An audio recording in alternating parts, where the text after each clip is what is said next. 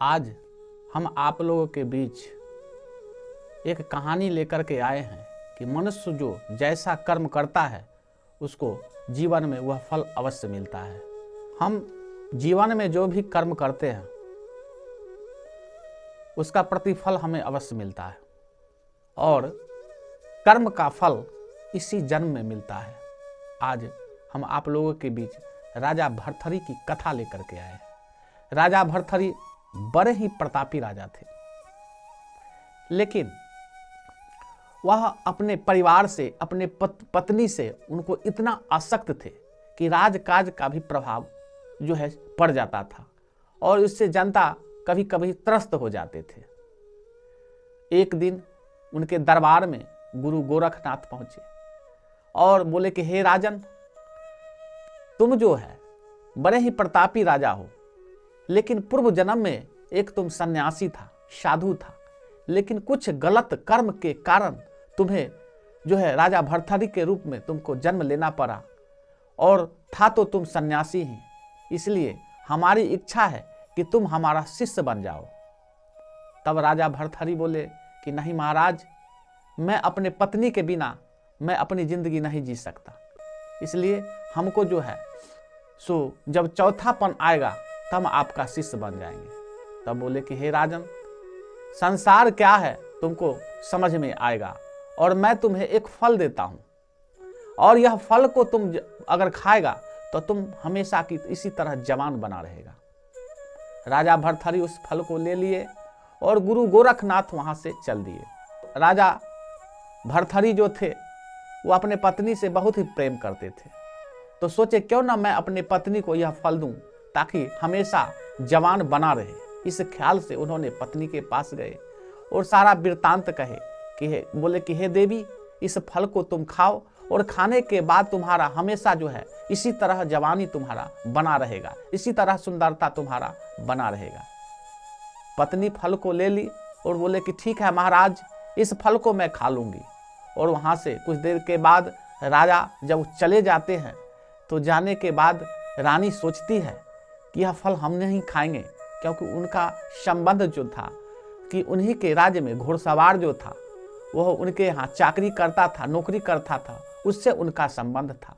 तो बोला कि सोचा कि क्यों ना हम इस फल को अपने जो घुड़सवार जो है उसको दे दें ताकि वह हमेशा जवान बना रहे और हम लोग जो है आनंद जीवन जो है आनंद में जीवन मनाएंगे। इस ख्याल से जाकर के उस घुड़सवार को फल दिए।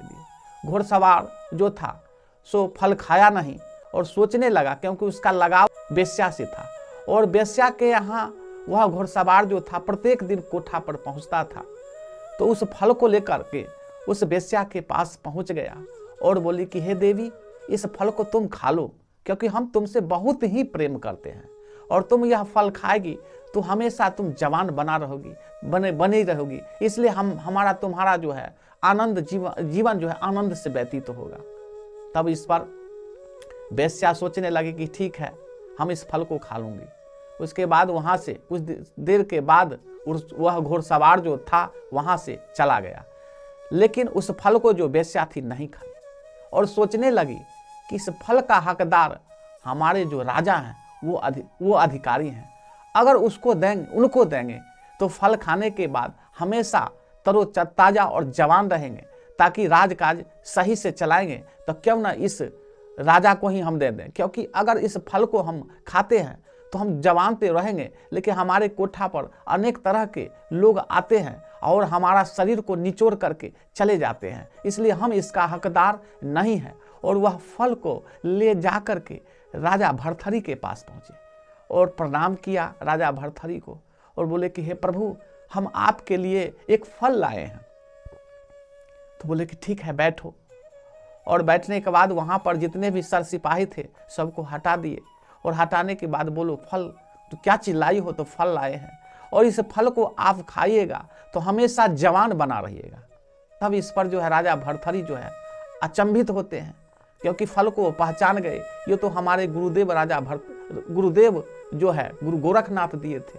तब जाकर के फल को लेकर के और बोलते हैं कि हे देवी, तुम जो है तुम तो वेश्या न हो, तो हाँ, तो यह फल तुम लाई कहाँ से? तब बोलते हैं महाराज, आप अगर इसका भेद बता देंगे तो आप हमको फांसी नहीं ना दीजिएगा। तो बोले कि ठीक है, हम तुमको फांसी नहीं देंगे। तो बोले कि आप ही के दरबार में जो घुड़सवार है वह हमको फल दिया। अब राजा तो अचंभित हो गया और सिपाही को आदेश दिया कि जाओ घुड़सवार को बुला करके लाओ। घुड़सवार जब वहां आता है तो देखता है, उस वेश्या को देखने के बाद अचंभित हो जाता है कि आज हमारा चोरी पकड़ा गया। तब उस वेश्या जो था बोले कि ठीक है महाराज, यही इन्हीं को हम फल दिए हैं। तो बोले कि हाँ मैं जानता हूँ। तब उससे पूछा घुड़सवार से राजा कि यह फल तुम लाया कहाँ से। तब बोले कि हे महाराज, अगर इसके बारे में हम आपको भेद बता देंगे सजा नहीं ना दीजिएगा। तब बोले कि नहीं, तुमको सजा कुछ नहीं मिलेगा। तब इस पर जो है बोले कि यह जो है फल जो है आपकी पत्नी दी थी, क्योंकि पत्नी जो है आपकी हमसे बहुत प्रेम करती है। उसी वक्त उनका मोह टूटा और मोह टूटने के बाद अपने पुत्र को राजा बना दिया और उससे शादी करा करके वह अपने गुरु के पास, गुरु गोरखनाथ के पास पहुंच गए और उनका जो है मंत्र लेकर के वह जो है सदा संत बन गए, साधु बन गए। तब कहने का भाव है कि जीवन में जो जैसा कर्म करता है वह कर्म जो है, हम जैसा कर्म करते हैं वह लौट करके सामने आ जाता है।